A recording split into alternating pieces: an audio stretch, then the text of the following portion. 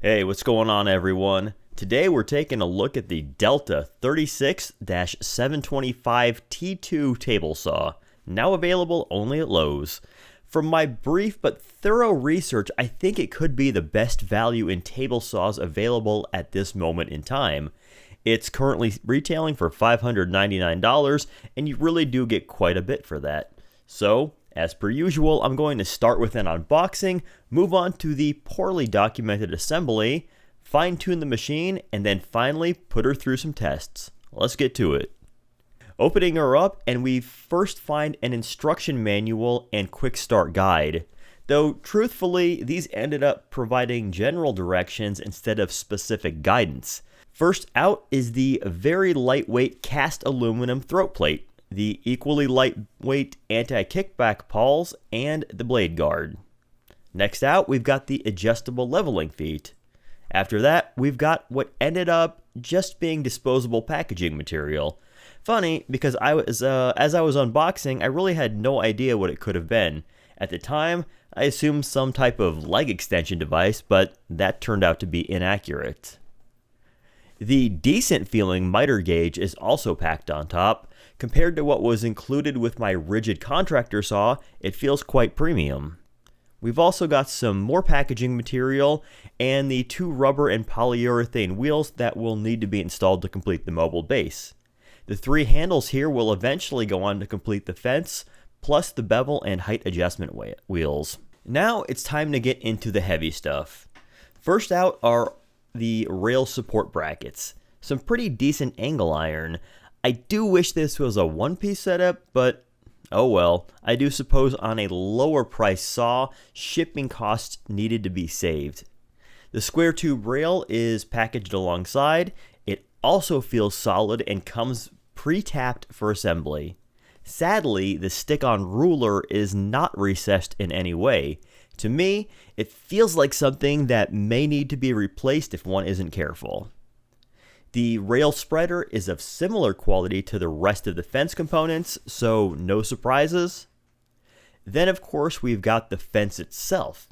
It's something of this saw's standout feature. We'll talk more on it later, but it's the reason I bought it, and if you're insistent on a T-style, it's just about the only saw under $1,000 that will get you there. Out next are the 2 leg assemblies that make up the base. I forgot to measure before assembling, but I'd guess 16 gauge steel. They feel decently beefy with some very nice looking welds. All in all, everything is looking rather good so far. We've also got the 2 stamped steel extension tables. Off camera, I ran a straight edge across them. Did see a hairline of light near the middle, so they're not just good, they're good enough. Finally, there's the push stick and a couple more rail components, plus the saw body itself. Here's a look at its guts before turning over. We can see a nice rack and pinion system for bevel and height, plus the blade's plastic shroud. Everything else looks well machined and pretty stout. We've also got some hardware that is sorted into individual baggies and labeled A through E. The first thing we're going to actually assemble are the 2 legs. This probably would have been easier had I not semi-inserted them into the table body first. Next up, and it's not mentioned in the instructions, but go ahead and cut the box away. It will make the next step easier, and you'll probably end up doing this anyway when it's time to stand up. Each of the legs are secured by a single bolt and lock nut, so tighten away. The final step before standing upright is the attachment of the wheels and feet. No specific instructions are provided, but I tried to tighten these in a manner that wouldn't allow any play side to side, but would allow the saw to roll easily. My thought being that this would ultimately lead to a more stable machine. The feet pretty much get threaded all the way in, and I found this setting to work quite well even when everything was all said and done. In order to stand upright, you'll likely need a helper. Well, one could probably do this on their own if they were careful, but if you've got a significant other or a friend in favor debt, maybe give them a holler. And, oh yeah, the instructions call for a 2x4 to be placed on the ground where the table pivots, presumably to provide some clearance for the dust chute. on its feet, and everything is looking pretty good. I still get the impression that I've got more saw than I paid for. Without its extension tables and fence rails, it is looking a bit naked, but I'm still admiring what I consider very nice looking machining on the cast iron tabletop. That said, you will need to spend a couple minutes cleaning as it's absolutely covered in grease. I suppose that's not too much of a surprise, as they probably don't want their customers opening up a rusty mess. The rails go on next. There is an alignment tool that's included to help one dial in the height, but I found it wasn't all that useful. Instead, I think it makes more sense to just get everything loosely assembled and then go ahead and dial it in as you tighten down. After that, it's extension table time. The manufacturer recommends using a straight edge to get the correct height here, but again, I think it's best to just leave fine-tuning until the end. We'll now install the spreader bar. It's somewhat awkward as one cannot get a socket close enough to the inside corner to hold the nut while tightening. The only thing that worked was the open end of a combo wrench, and only from a certain angle. Completing the rail assembly on the Delta 36-725 T2 table saw, we'll bolt on the square tubing. Even though it's two-piece, it's still quite rigid. This is because the square tube and the angle iron are different lengths, so the joints overlap by about 6 inches, the result being that it behaves like a one-piece. Next up is the power switch. The left bolt is somewhat awkward to get to as the switch body precludes the use of the included T-handle hex key.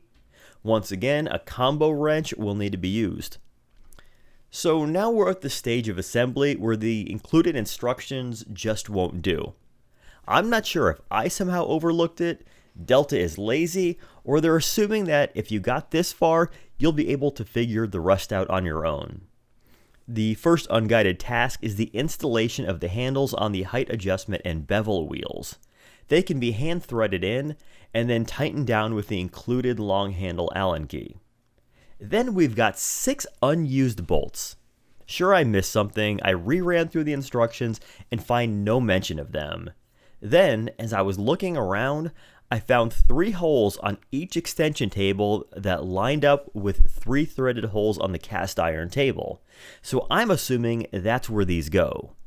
They fit, they make the whole table sturdier, so that's what I'm sticking with. Finally, we've got a small flat metal piece about 1 by 3 inches and what appear to be corresponding bolts. These are mentioned in the detailed instructions but are not mentioned in the quick start guide. It's used to stiffen and lock the joint between the 2 rail pieces. The next morning, I got to fine-tuning the machine, but I had to start by turning an ordinary Allen wrench into a shorty. Here's what that looks like after a hasty cutoff and quick filing. And here's why I did it: to enable me to access the bolts securing the angle iron that were now blocked by the square tubing on the rails. With my new tool in hand, I started with the extension tables, first trying a standard speed square, but quickly moving on to my 48-inch level. The reason being is that with this smaller straight edge, I was never able to keep the inner and outer sides of the table on the same plane as the cast iron top. To nudge everything into place, I'm using my soft-faced dead blow hammer. A rubber mallet would work just as well. Next, I used a small square to verify the blade that when set to 90 degrees was indeed 90 degrees. Luckily it was, so no adjustments necessary here. Now it's time for the most important alignment of all, the fence. One must align it to the miter slots and to the table. Out of the box, it's pretty close, if not skewing to the left a little bit. But there are 2 sets of screws on the face. The small Allen key adjusted ones are easy to miss, but you can find them on the side of the fence bracket facing away from you. I ended up having to tighten the left one and loosen the right one just a bit. Calibrating the saw's measurement tape is the final step, and I think it makes sense to leave this until last, as any adjustments to the rails or fence could affect this. I set it up for 2 inches and ripped a piece of 5/8 plywood. After measuring the result, I found it was off about a 1/16 of an inch, so I adjusted the marking line on the fence to match the measurement I just took, and I was good to go. Now, you may have noticed that while running those measurement test cuts, I was having a little trouble with the blade pinching the wood. Let's talk about that. Alright, so I'm not sure if you guys just noticed it, but as I was trying to push some of that wood through, I was having a little difficulty, right? Basically, it would cut cleanly here, and then towards the back it would start to pinch. Now what that means is that despite the fact I couldn't really see it when visually lining up the face of this fence to this miter track, this side of the fence was slightly closer to the blade than this side of the fence. So as it goes through, it cleanly cuts here and then starts to pinch towards the back. And like I said, I couldn't see that when I just sort of did a visual alignment. I came out last night and I sort of worked the problem a little bit, and I have this. It's a magnetic machinist square. And what I found was that when I lined up the fence, put this in here and sort of used it as a stop, locked down the fence, perfectly flush here. But when I put it down here last night, I had to push this fence a little bit, I don't know, 5/1000 of an inch or so, this way to get it to flush up with the square. So what that was basically telling me was, despite the fact I couldn't really feel it and I couldn't see it, that the fence was out of alignment. So using this, I was able to make the adjustment in the fence, again using the set screw right here, and I was able to flush it up. So let me show you right now kind of what that looks like and how it cuts differently after just making that very minor and what ultimately is a very small adjustment to the fence alignment.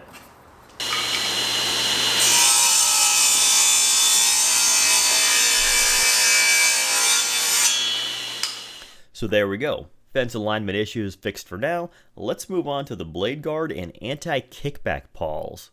Even though I have a bad habit of not using them, they are pretty easy to install. The pawls go on first and feel particularly flimsy. The blade guard locks into place over top of them and quality-wise appears similar to units from Rigid, DeWalt, or Bosch. Moving on to dust collection, and here's my setup. I go straight from the saw to my DeWalt wet dry vac because this connection always seems to be more difficult than it needs to be. Here's how I adapted it. I'm using a 2.5 inch PowerTech dust control flex cuff into a 1 7/8 reducer, and then finally a Home Depot 2-inch rubber sleeve. I'll place a link to the adapters below. It is an associate link for which the channel earns a small commission. Use is greatly appreciated. Prior to running some scrap through the saw, I cleaned it up and emptied the canister. So let's see how it does.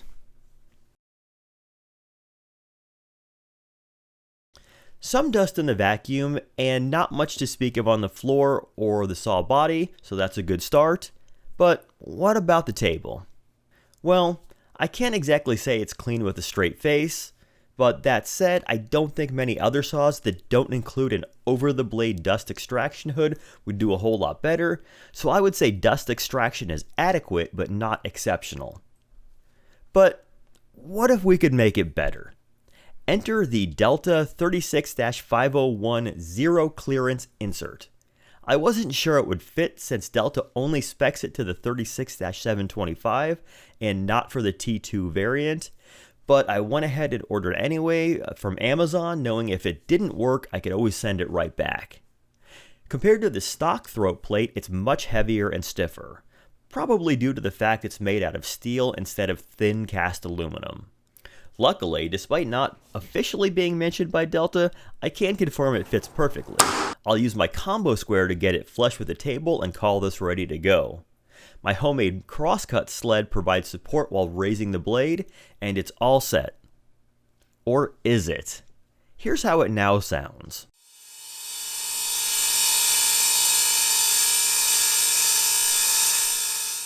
I'm not sure how that's coming across on your speakers or headphones, but it's now making this really grating sound.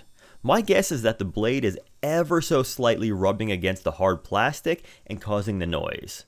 To remedy, I just used a little sandpaper to remove a hair more, and I think we're all set. Have a listen.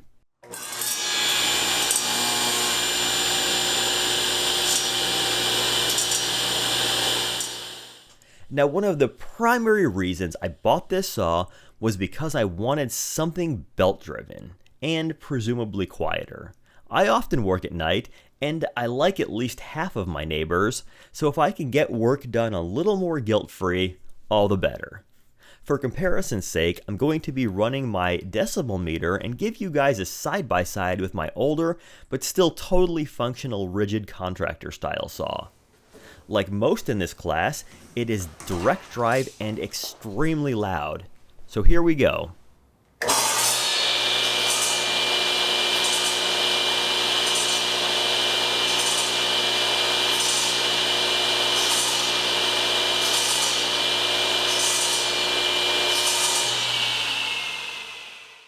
About 86 decibels. I consider this very, very good. For some context, when I tested my Dyson corded vacuum, it was about the same. Now how about that rigid?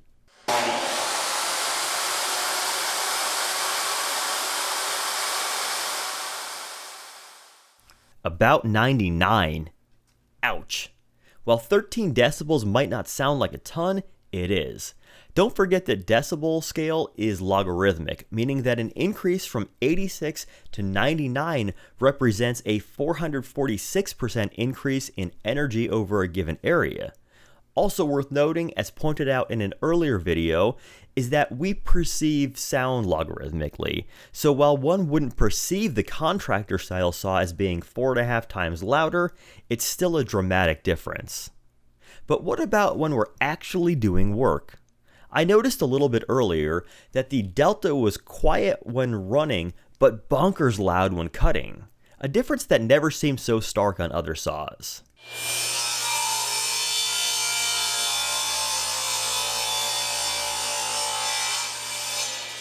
Yikes, that peaked around 104. That's loud as shit. And the rigid cutting the same stock?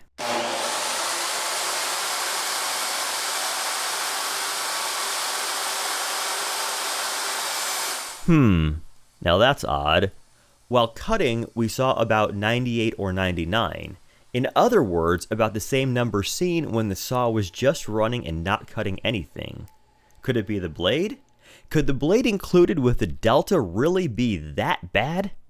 As it turns out, yes, as I shall now demonstrate. But before I do, here's how to change it, since that's what we're doing and it seems as good of time as any to demo this. It's a one-tool affair. There is a blade lock button to the left of the arbor. Hold that in place while using the included wrench to remove the nut. Simple, easy, fast. Worth noting is that the blade I'm replacing the factory 40 tooth with is nothing special. It's a 60 tooth finish blade that is well used and slightly gummed up. Here's how it sounds on the Delta.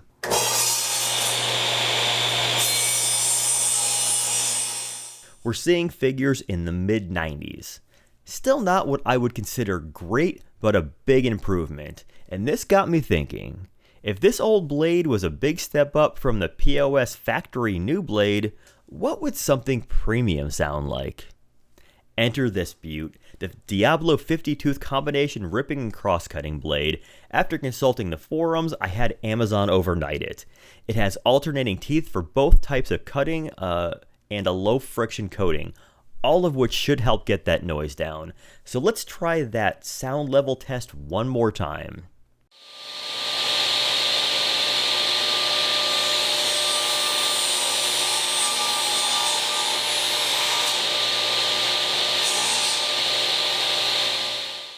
A peak of about 88 decibels. I consider that exceptional. Remember that just a few minutes ago, I was showing you guys that with the factory blade, we were in the low 100s, or about 5.5 times louder. In addition to sounding great, it also cuts great. An ultra clean edge and no burning is all good in my book. So here's the buying advice. If you've just bought the saw and only have a few shekels left over for an upgrade, skip the zero clearance insert for now and get yourself that Freud. The difference being that the former is a marginal upgrade while the latter is massive. Now it's time to talk about this saw's standout feature, the fence. It's a T-style unit, meaning it only clamps on one side. The result being dead square once calibrated. It has an aluminum runners over a welded steel frame and is actually quite heavy. With the extension table's height properly set, it slides back and forth very nicely and locks down securely. Also, here's an interesting fact about the fence. Delta sells it as a standalone unit for $200, and as we can see by its Amazon rating of nearly 5 stars, is liked by customers. Granted, the standalone version appears to ship with one-piece rails, but still, minor gripes. The included miter gauge is decent but not exceptional. It feels pretty heavy duty, and a 45-degree test cut matched my speed square exactly, so I'm happy with it. When it comes to cleanup and storage, the saw is well thought out. Just ignore the instructions on this one small topic as it pretty much points you in all the wrong directions. The anti-kickback pawls and blade guard both store on the right side of the machine in their own little custom trays. I actually find this very thoughtful for Delta to include. The push stick snaps into two seemingly overbuilt welded studs on the right, and the miter gauge stores in its own custom sleeve on the left. Now, one of the final things I want to talk about before ending this already long-winded video is power. Without pushing anything through it, I'm seeing the unit draw about 13.5 amps. That's really quite a lot for a single device on a residential 120 volt outlet. And it leads me to a conspiracy theory that pertains to some negative reviews on Lowes.com. As we see here, when we filter for the negatives, they all point to one issue: the motor burning out. Now, I'm no electrical engineer, but I do know that motors, especially induction ones like the Delta includes, are generally very reliable, except when they're starved for power. So my conspiracy theory is that many of the motor burnouts are related to users running the saw on an overloaded circuit or via an undersized extension cord. Again, only a guess, and I could be totally wrong, but I've run mine on a 20 amp dedicated with a 12 gauge cord and haven't had any problems. Overall, I'm very happy with the purchase and think most home gamers will be as well, especially considering the price. Assembly was pretty painless, even if the instructions left a lot to be desired. The fence system is fantastic and blows away the similarly priced rigid unit from Home Depot on that one metric. The included blade is garbage and should be replaced immediately. Once dialed in, the unit is accurate, quiet, and despite limited use so far, hasn't burned out yet. In case anyone is wondering, the Delta 36-725 T2 can indeed pass the nickel test.